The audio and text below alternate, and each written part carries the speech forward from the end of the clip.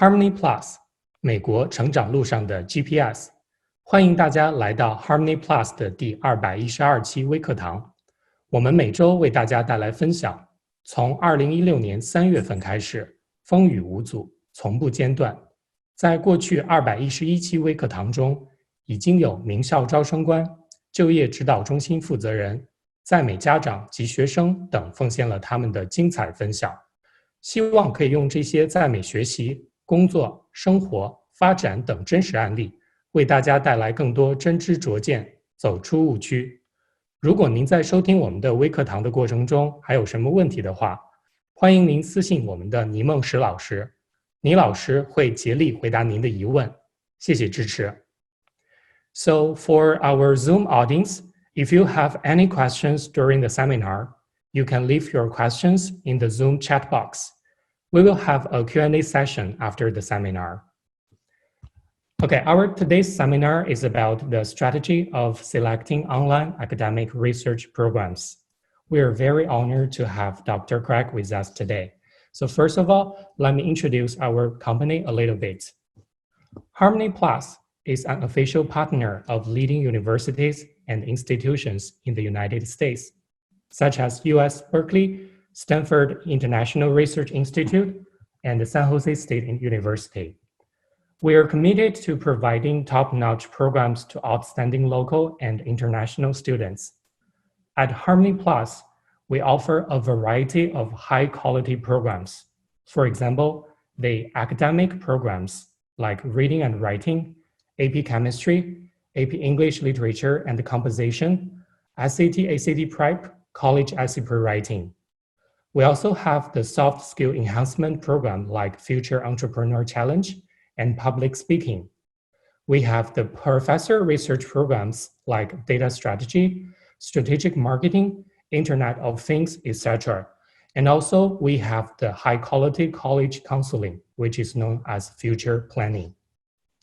So we are very famous for the hybrid learning platform, which is online plus offline, school plus students, theory plus practice, education plus service.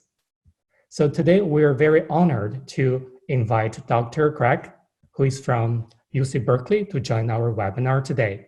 Let me introduce Dr. Craig a little bit. So Dr. Craig is the star professor at UC Berkeley. He owns 4 bachelor's degrees, 1 master's degree, and studied 2 doctoral degrees. He is the only interdisciplinary professor who teaches at the School of Business, the School of Law, and the School of Engineering. He taught at Duke University, UPenn, and other top universities. Dr. Craig is also the co-founder of an ad tech company and the director and the advisor to many startups and incubators like StatTech, FinTech Hubs, etc. Meanwhile, he is the first professor in the US offering interdisciplinary blockchain courses. So Dr. Craig, can you say hello to our audiences today? Hello, I'm glad to be here. Thank you, Alan. Okay, thank you. So today during our seminar, we are going to talk about the importance of summer research programs, how to select the high quality research program, and introduce the data strategic academic research program to all of the international students and also our audiences who are joining Zoom today. And finally, we're going to have a Q&A session. So first of all, as we know that this year is very special, because of the coronavirus pandemic, a lot of colleges' planning and application processes have been impacted. So Dr. Craig, can you share with us some of the changes regarding the college planning and also application process? Yes, the college situation is going to be very challenging this year, in part because we don't know whether our classes will be in person or online at this point. I think most universities are expecting in the fall to be doing classes primarily online. So even though this announcement has not been made, that is the type of planning that is going on behind the scenes. We've already scheduled all of our summer classes, moved all of our summer classes to online delivery. And some universities that I've spoken with are planning on simply pushing back the start of their school year from September to maybe even after Christmas. So there's quite a bit of uncertainty. And the other big uncertainty has to do with our students from abroad. So the US Embassy has shut down the issuing of visas in pretty much every country. And if you want to get a visa to come and study in the US, now's the time to be getting it. And so this is going to seriously impact the ability for American universities to host students from abroad. And so even if we were to open up our bricks and mortar classrooms, we would probably have to have a substantial amount of our instruction online. And so this is disrupting in a major way the application process and the acceptance process and the onboarding process for students. It also, of course, makes evaluating students very difficult because, as you know, many of our high schools have shifted to pass-fail, as have many of the universities. And so now the students that once were at the top of the heap, the ones who are clearly the standout students with the highest GPAs, are now indistinguishable from the folks who have the much lower GPAs. And so the admissions departments of every school are confused, and they don't know who they should be admitting for the following year because the transcripts are going to be so uninformative this year. Yeah, that's right. Just as Dr. Greg has mentioned, a lot of the high schools in California are using the no pass grading in the second semester. And also we know that the approaching SAT, ACT, and other standardized tests have all been canceled. And this summer, I know a lot of students are engaged in the summer camp and other summer activities, but all of the on-site programs have been canceled, which has made it very hard for the students to show their academic, strength to all of the colleges. So, Dr. Greg, as a professor from UC Berkeley, can you share with us what are the criteria that the universities like UC Berkeley look for in the students? So I have to preface this by saying that faculty do not review applications and do not participate in the admissions process, but the admissions folks at UC Berkeley and other top schools are looking for a lot of different things. They're looking for balanced students. They're not just looking for the high GPAs and the high test scores.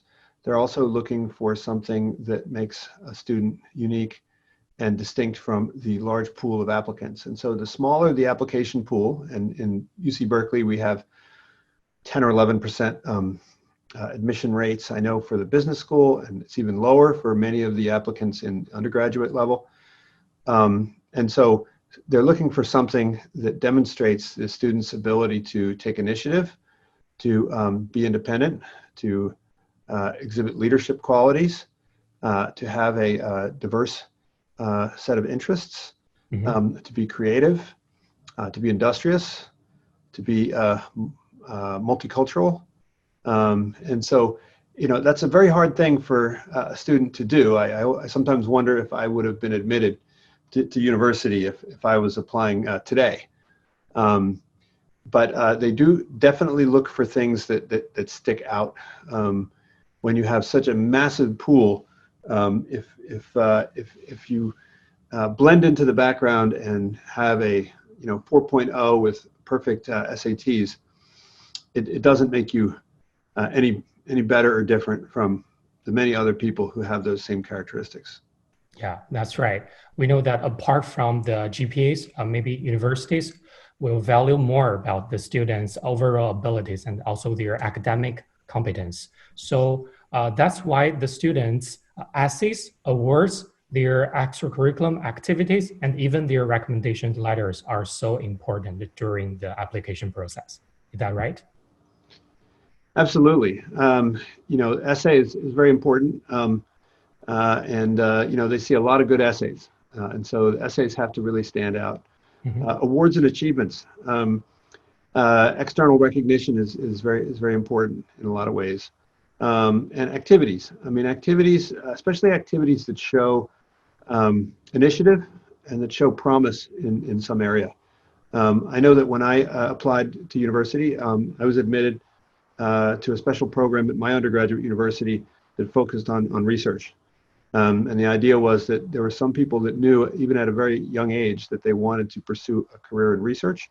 And so we were called university scholars, and we had access while we were undergrads to research academics and research grants, and we were able to conduct research and prepare ourselves for a life in academia. And so if you can demonstrate that you have some capacity in that area, it could be a huge plus. And then of course recommendation letters. Who are they from, and what do they say, and do they say something more than this person's really smart. Yeah, thanks for sharing your story. As for the activity part, I'd like to mention that we know there are three major college application systems. For each of the system, we can see that activity is a very important part. For example, when we look at the common application, there are 10 activity items students should fill in, and one description with 150 characters for each of the activity. And for coalition application, we can see there are 8 activity items. And for UC application system, this year, they require students to write down 20 activity items. For each one, they need 2 descriptions with 500 characters. So that's a lot of strengths on the activity part. And that's why we are mentioning this summer, maybe a lot of the on-site programs have been canceled, but students should still pay attention to their activities, especially for the 10th and the 11th graders. So as this year, the summer is so important. So Dr. Greg, I'd like to ask you, do you have any suggestions for the students that how should they make full use of the summer? Yes, this is actually a unique opportunity to cultivate certain skills and to exploit one's being homebound, right? So certain things that you would normally do, which would involve a great deal of travel, which would involve a lot of outreach, which would involve working in different types of venues, those are really no longer available. And so the things that are available are going to be things that you do online. And so, one approach would be to take online courses at various universities. One thing that is kind of surprising and disappointing to me is that a lot of universities have actually cut back on the number of courses that they're offering on summer because they're not prepared to transition them to online. So given that the universities are not providing this kind of online experience, I think it would be wise to pursue other non-university approaches. Some could be like boot camps, right? Learning to code. That's always super important. Mm-hmm. Others, learning how to do research projects. Others would be, internships to the extent that they would be productive and contributory. So really anything that you can do from home, anything you can do online, anything that you can do that has a great deal of Zoom and a great deal of collaboration online and a great deal of research would be super helpful. Yeah. So, right, that's why we recommend students to do more online research programs, because even though they don't have a lot of on-site programs, the online research program can still help students to get their unique experience, to show their interest in the specific academic area. And also students can get some recommendation letters from the renowned professors. So we know there are a lot of online research programs offered in the US and in the world. So when students are choosing the online research program, what are the criteria they should look for, and how should parents and students choose the high quality online research programs? Yeah, I mean, I think that number one, you need to have a good instructor and an experienced instructor or a set of instructors who know the relevance of the content. The other is, I would say, you should look for one that has a rigorous admissions process, because much of the learning is going to take place through peer-to-peer learning. And so you need to make sure that you're working alongside other students that are of similar high quality. And then also, I would say, make sure that the program is demanding, right? Mm-hmm. You're just coming out of a school year where you could more or less do half the work and get the same grade. If the program is not demanding, if the program does not have high standards, then it doesn't really mean anything to go through it. And so I would seek out, high quality instructors with high quality peers, with a highly demanding format that will be evaluated using demanding criteria. Mm-hmm. So here I would like to recommend several high quality online research programs to our audiences. So if you have done any research, you will know that these are the very good online research programs. For example, the Pioneer Academics, the CTY Online, which is Johns Hopkins Center for Talented Youth, and also our Harmony Plus project-based learning programs.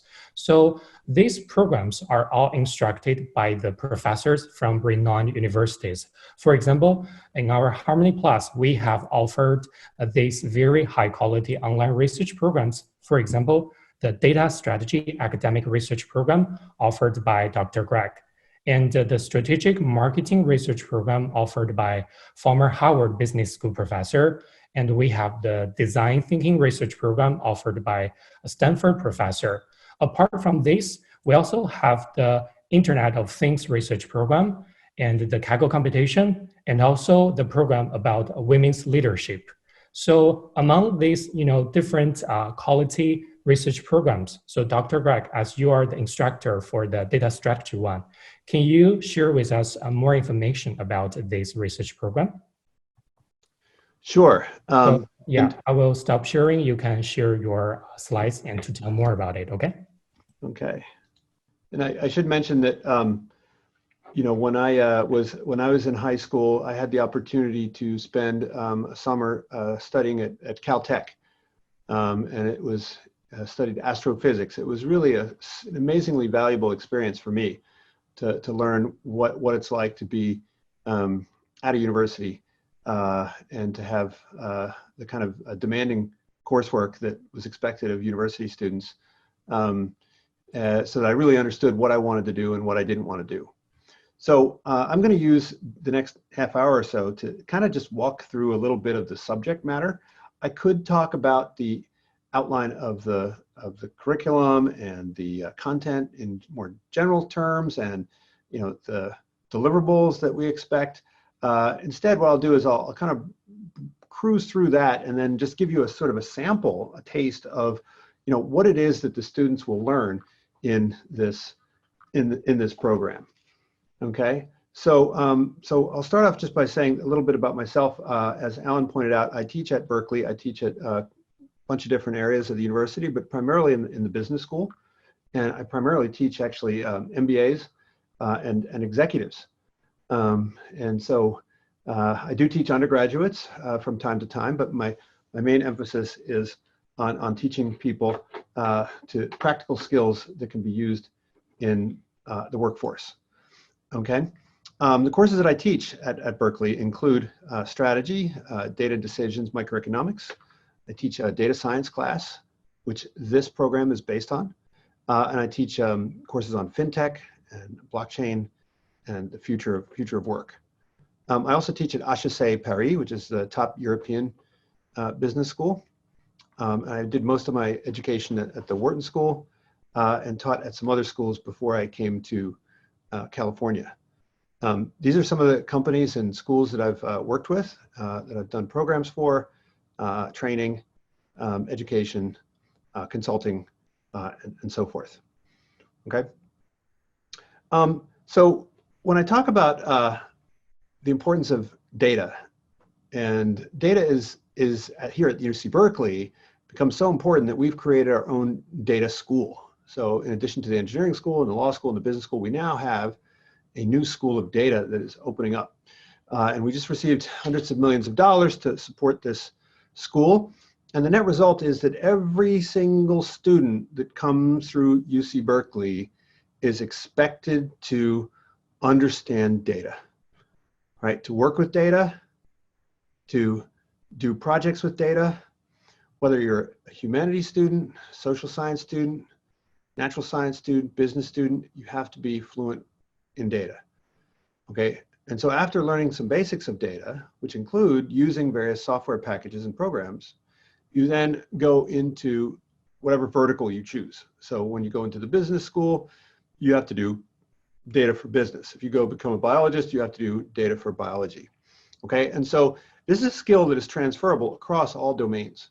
So even though I focus on how data can be used in business, the skills that you learn, the way of thinking, the techniques, the approaches, those are things which you will take into any discipline, okay? And so I call the course data strategy because in addition to learning some tools, learning some algorithms, right, learning a couple different software packages, the real motivation of the class is how do companies use this? How do governments use this? How do NGOs use this? Because while the technical school skills are super important, I think for most people, they're going to outsource a lot of the technical stuff. And they're going to be making decisions based on that technical stuff. And so understanding it at a high level is important, whether you decide to go and do a deep dive and major in engineering, or computer science, or whether you decide to pursue a career in business. And so whenever I start off this course, I actually make reference to this guy right here. His name is Billy Bean, and he was it still is, the general manager of the baseball team here. Okay, and the reason why I start off with this is sometimes because a lot of students, you know, they're more familiar with sports than they are with data. And so when I highlight that this guy who never went to university, he was accepted to Stanford, never went, spent his whole life playing baseball, he single-handedly transformed the business of baseball and therefore influenced the entirety of the sports industry and thereby impacted all of the rest of business throughout the US. And what did he do? He did something very, very simple as manager of the A's.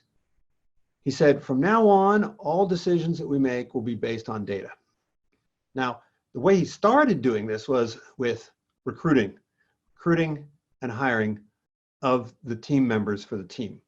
So prior to Billy Bean, what would happen is these people called scouts, they would evaluate players using kind of their own internal anecdotal model. In other words, they would have in their brains some kind of memory of good players and bad players. And whenever a new player came in, they would kind of size them up and try to figure out, well, is that a good player, a bad player? They would rely on their gut, they would rely on their intuition, and they would rely on their experience. There goes me.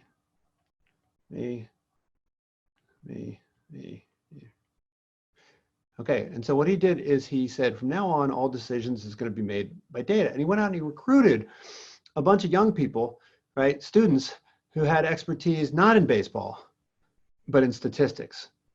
In fact, his number two was somebody who came to Berkeley from the Philippines, got a PhD in economics, and went on to work for Billy Bean. This was someone who had never even heard of baseball until he came to the United States. And so the amateurs, the people who are coming in, young people with quantitative knowledge can go into an industry that is dominated by people who have tons of experience and replace and improve upon what was being done by these older people.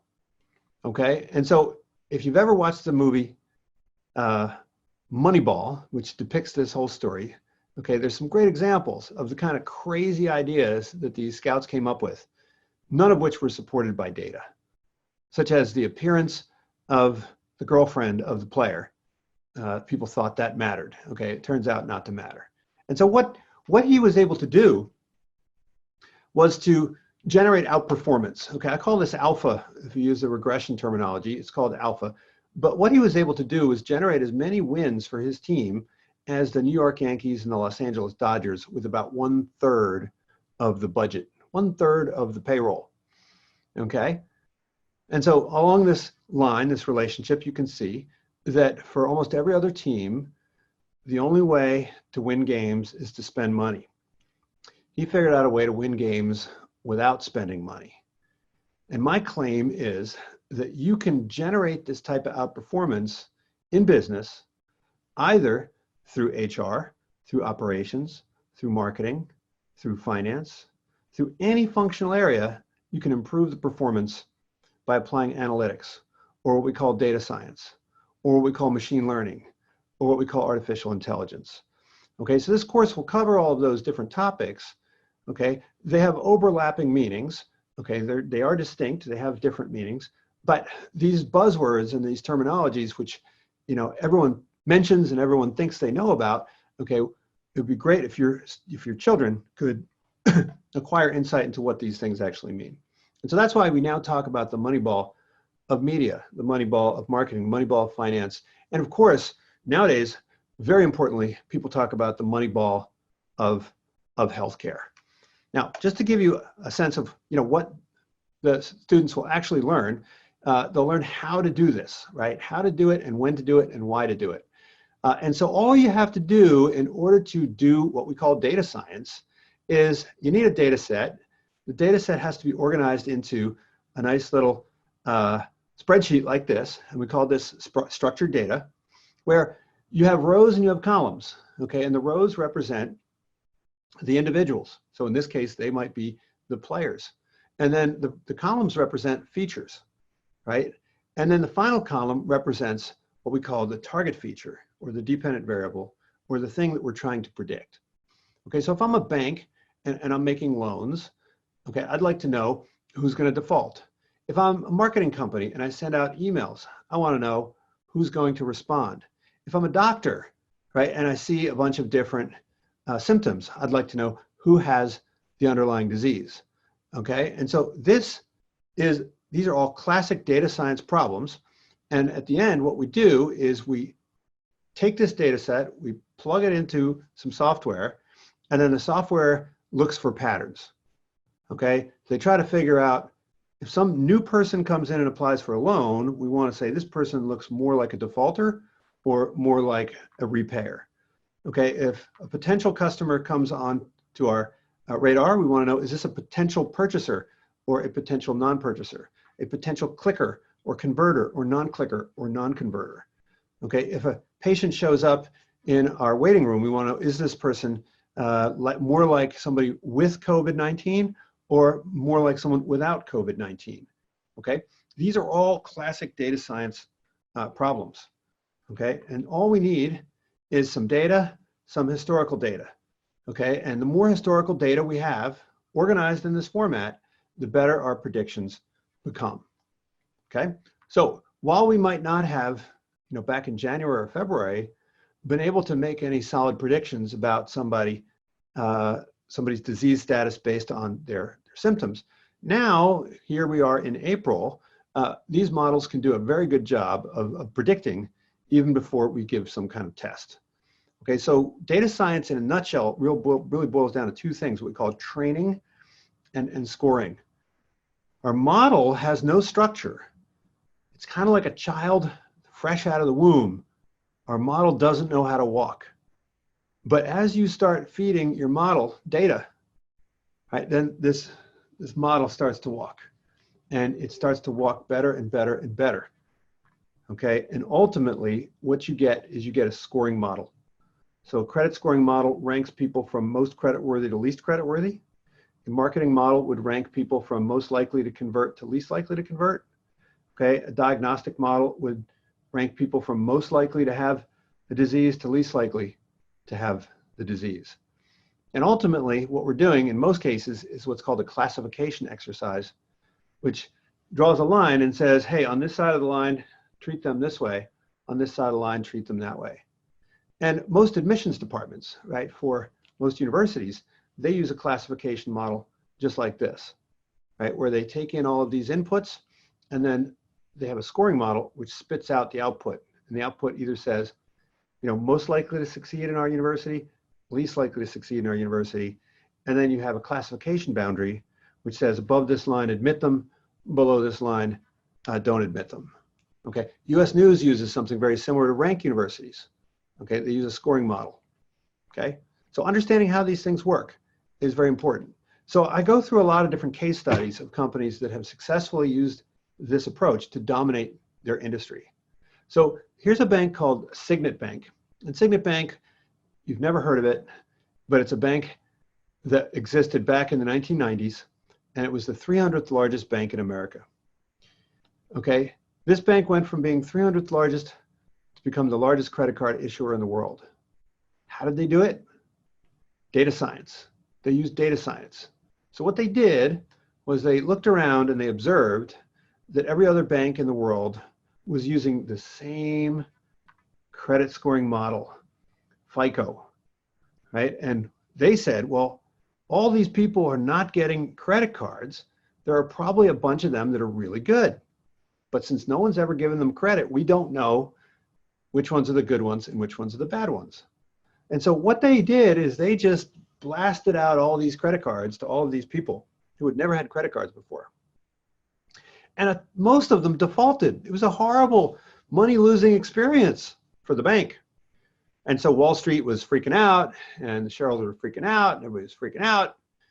But ultimately, after about 9 months, they noticed patterns. And they noticed that some people paid back their credit cards and others didn't. So what they did is they canceled the credit cards of the people who were bad credits, and then they looked very carefully at the people who repaid their credit cards and decided to only offer credit cards to people like that going forward.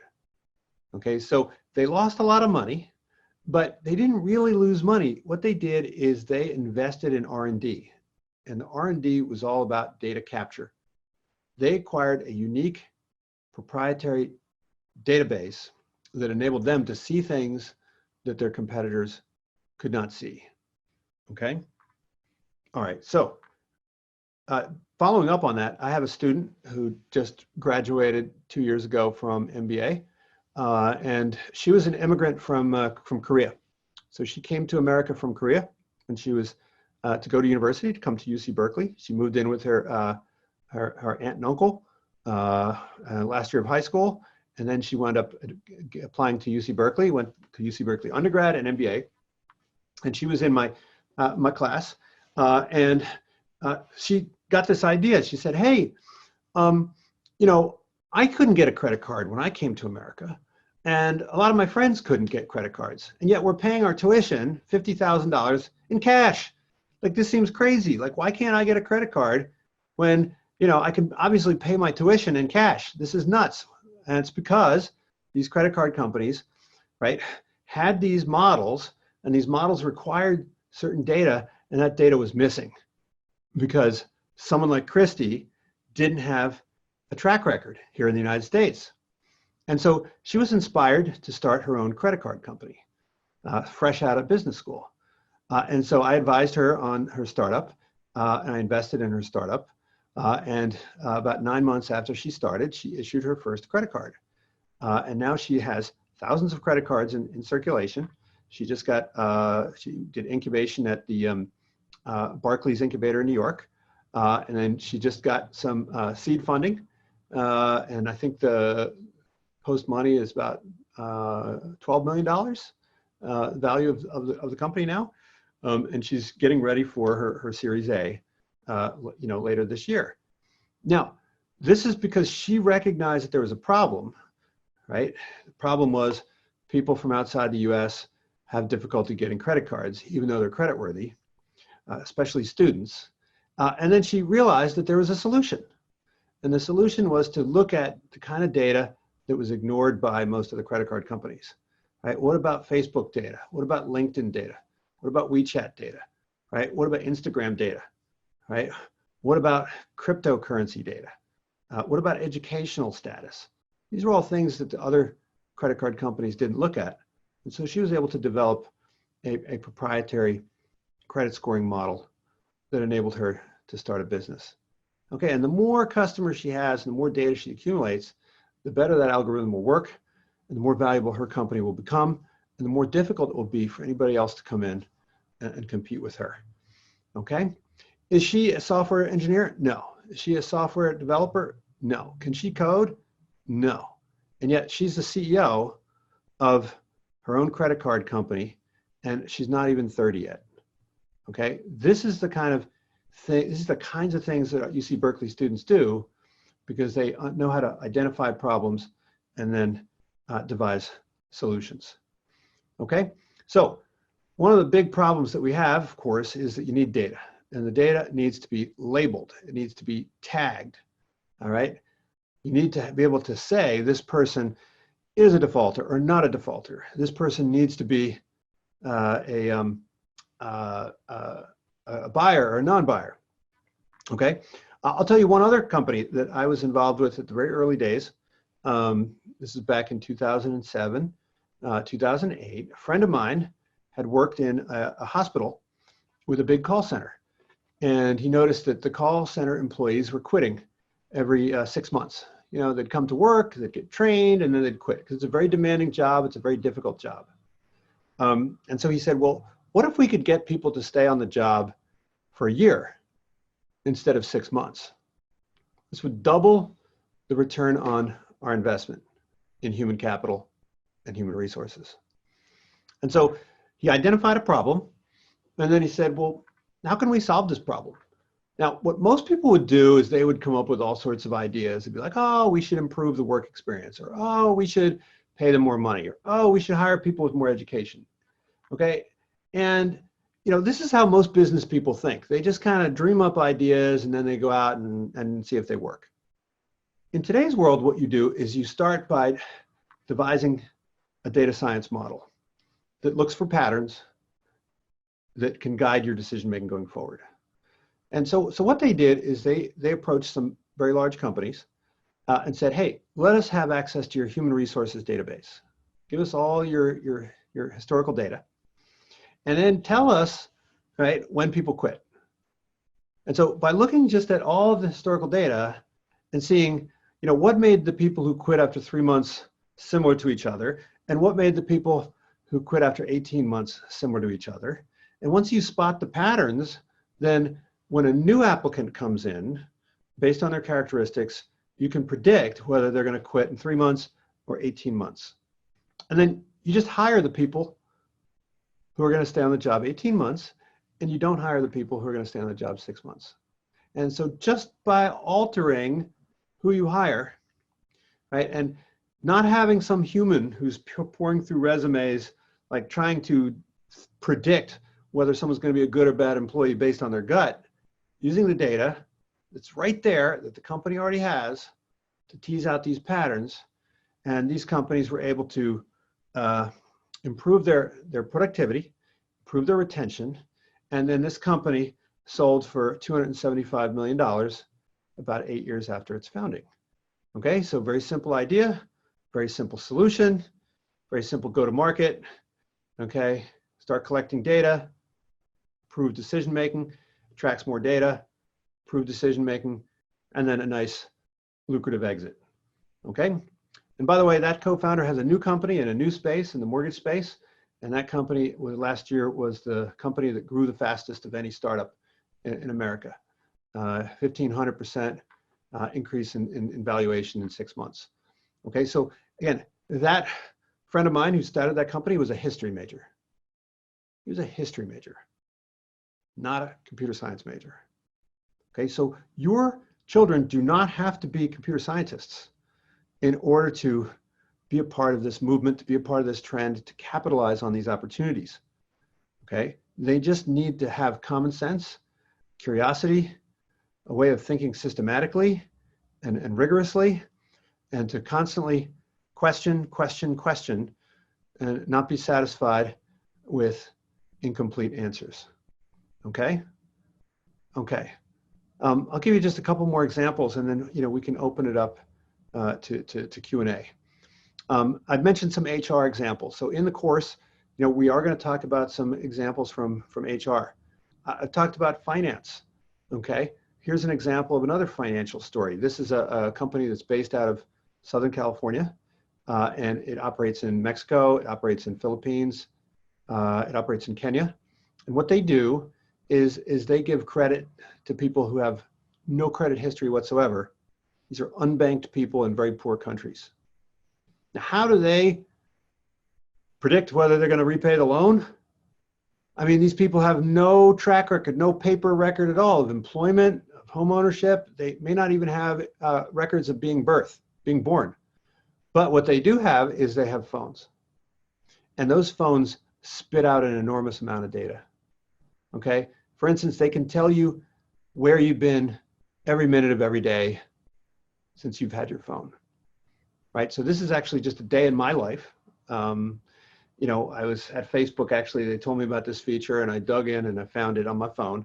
This is one day in my life. And I want you to think, if you were a bank and you knew nothing about me, except for what you could pick up from my location data, right? Would you lend me money? Now, of course, we all know, right? Location data is big companies like Facebook have access to this, Google has access to this, but there's hundreds of other companies have access to this. In China, of course, we all know, right, that Ali and Handson and Baidu all keep track of, you know, your location at all times. But this is me in one day. You see, I'm leaving work at the Haas School of Business, and then I'm driving down, and oh, check it out, there's a detour. I have to go around traffic. So already they're thinking, oh, this person has Waze, this person uses Google Maps, this person avoids traffic. Oh, okay, interesting.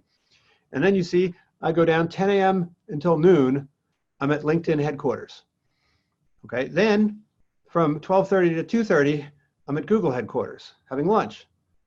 And then from 3 to 5, I'm at Facebook headquarters. Okay, now all of a sudden you're probably thinking, hey, this guy probably will repay his loans, right? This is, you know, this person's going to headquarters, staying in offices, meeting up with executives, probably somebody who's going to repay the loan. But then you see this person makes a little detour to the K&L Wine Merchant right there in Atherton. I don't know if you've ever been there, you know where this place is. This guy spends a half hour in the wine store. Oh my gosh. Maybe this guy's not so good after all. Maybe he won't repay the loans. I don't know.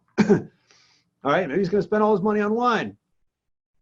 And then you see the person go up and they spend 3 hours at the War Memorial Opera House in San Francisco. Okay, so the person likes opera. Is that a good thing or a bad thing? Well, we don't know. Okay, if we have a model and we have millions of people like this, and then we have millions of rows and millions of columns, then we can use that data to figure out whether this person is going to pay their loans or not. Okay?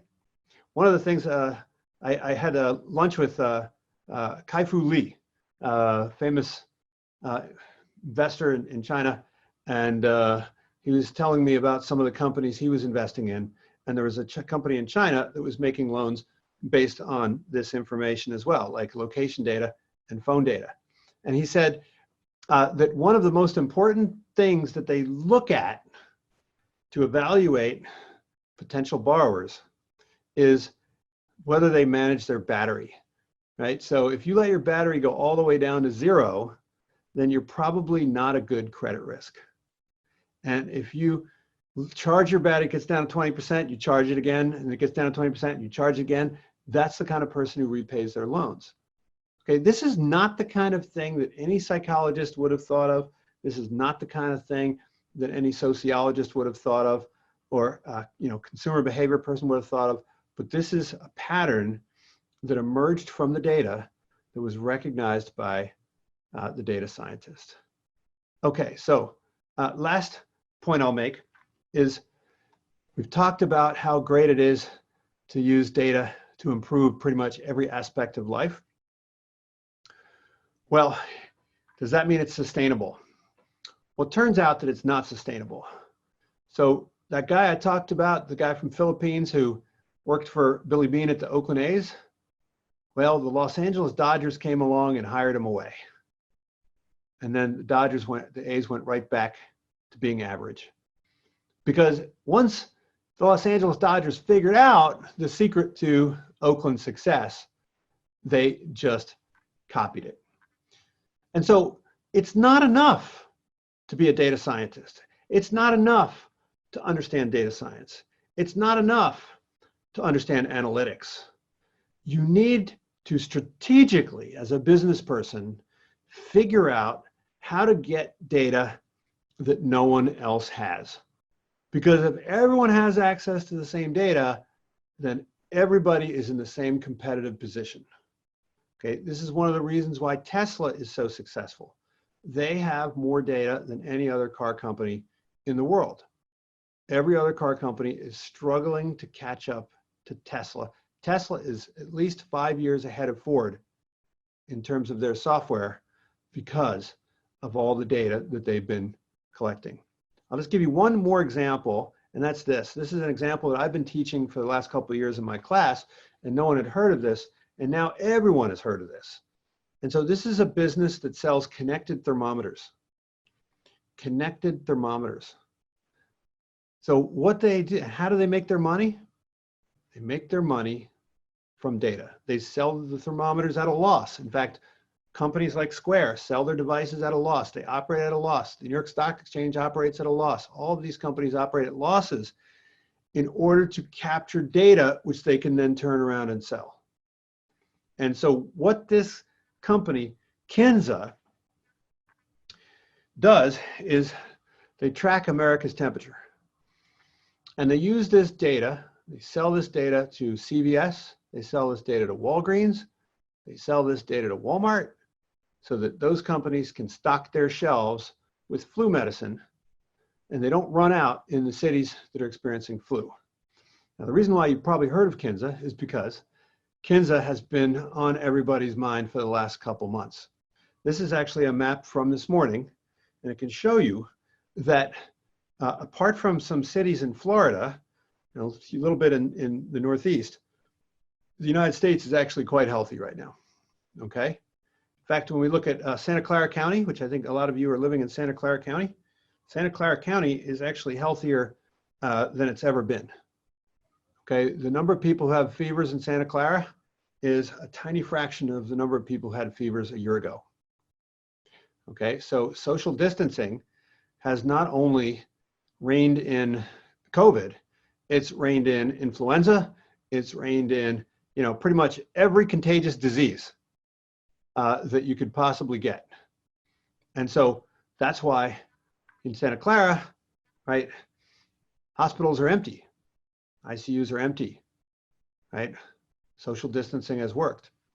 You can see from these numbers, okay? This is the kind of data that 20 years ago, you could only dream about, right? There was no way that you could do it. We used to teach about sample and population. You go out and you get this sample, you try and find this little thing and then make extrapolations. Now we have access to so much more data. And so I hope that this little tiny brief window into the kinds of topics that we like to focus on in a class like this, helps you understand not only the importance of data in today's world, but also the importance of data to any learner who expects to succeed, regardless of what major or discipline they decide to pursue in their academic career. Okay, so I've got plenty of other stories that I could go on and on and on. I could literally we could turn this into a 6-week-long course where we're interacting 9 to 5 every day, but we'll have to be very judicious and cram a lot into a very small amount of time. I do want to mention that there is a hands-on component where the students will learn to use various software tools, not coding. It's different because now most of these tools are available out of the box and they're relatively simple and they're available for people who lack hardcore computer science education. So I think that's probably enough. I probably don't need to go any deeper. I want to make sure that we have time for Q&A. So Alan, I'll kick this back to you, if that's all right. Yeah, thanks so much. Because we've received a lot of questions from the parents and the students joining our seminar today. So okay. First, I'd like to ask, what kind of the majors of the students are suitable to pursue data science jobs in the future? Well, we have to be very clear, right? So if you want to pursue a data science job, then you really need to study data science. Mm-hmm. Okay. Now, that doesn't mean you have to study data science as an undergraduate, right? We have a lot of masters in data science programs. It also doesn't mean that you have to have a data science major, because remember, data science majors didn't even exist until like this year. So, if you studied astronomy, you would learn about data science. If you studied statistics, you would learn about data science. If you went to computer science, you would learn about data science. So you can learn data science with a wide range of majors. But if you want to be a data scientist, then you do have to take quite a bit of data science classes. Now, I've had a lot of students come through MBA programs who have gone on to become product managers. And having exposure to data science helps them to become better product managers. So I think, although I think only a small subset of people are going to be data scientists, everyone needs to be familiar with it. So McKinsey said about 10 years ago that we were going to experience this massive shortage of data scientists in the US. And that's not actually true. I think the educational system has ramped up. Where we're seeing the biggest bottleneck is managers who understand how to manage using data, right? Data savvy managers. So I think everybody needs to be educated in data science up to a certain level where they can use these off-the-shelf tools. But if you really want to dig deep and learn Python and learn how to manage massive databases, do data engineering, do data architecture, that requires in-depth study. Mm-hmm. Yeah, and also one parent asked me that could you elaborate more on the specifics of your data science program, and will there be opportunities to work on the research projects? Yes, so the research projects can take on a couple different forms.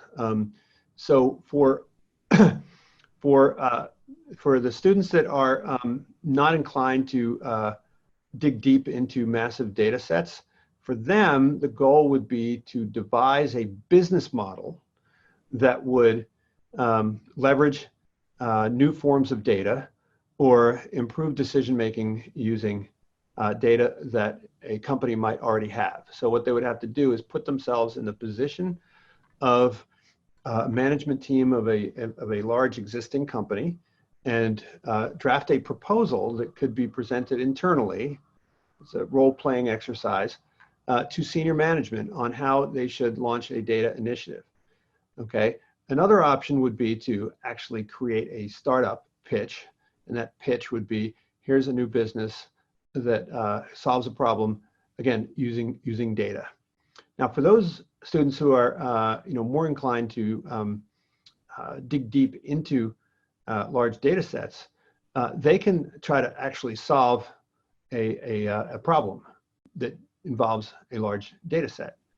And so I think that the ideal group would be one that combines people who have the kind of business ambitions and those that have more technical ambitions to devise a project that utilizes both skills. Yeah. But again, it's not necessary that they manage large data sets, even though the homeworks will involve doing some actual hands-on data science. Mm-hmm. Yeah, I see. And you can also see that the audiences are sending a lot of questions in the chat box. For example, one audience asked, is the new data science major at UC Berkeley in business school or other department? And also, what programs do you recommend for a 14-year-old, maybe for this summer? For a 10-year-old, did you say? 14. 14-year-old. Yeah, so again, every student coming into Berkeley is going to be expected to take some kind of data science class. Okay, and so there's ones of varying degrees of technical competence.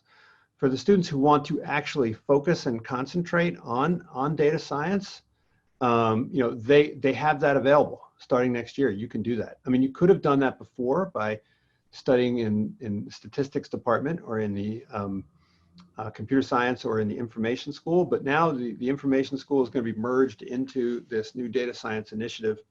And so it is not housed in the business school, it is not housed in the chemistry school, it is not housed in the engineering school. It is truly a separate independent entity that draws from all those schools. It's very much like the design school in Stanford, except that it has its own faculty and a much larger budget than the design school at Stanford.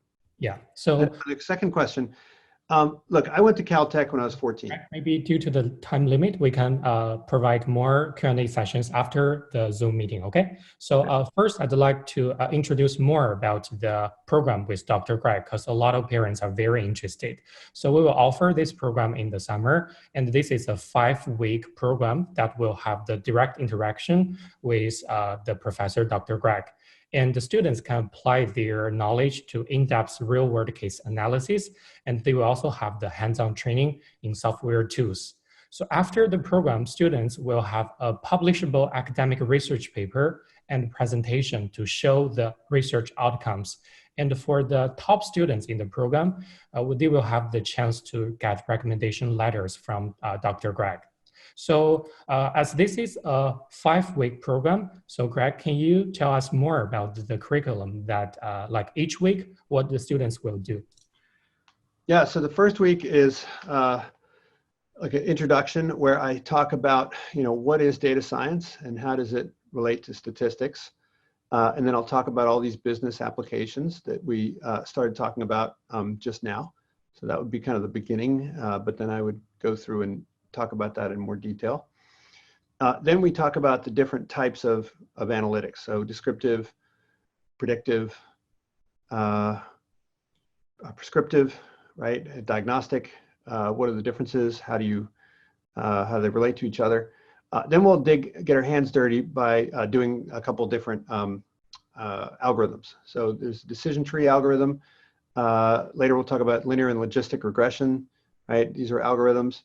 We'll talk about applications in marketing and finance. Week 3, we'll dig into linear and logistic regression. How do you make sense of that? We'll talk about some of the problems that arise, like what we call overfitting. We'll learn how to evaluate, what's a good model, what's a bad model.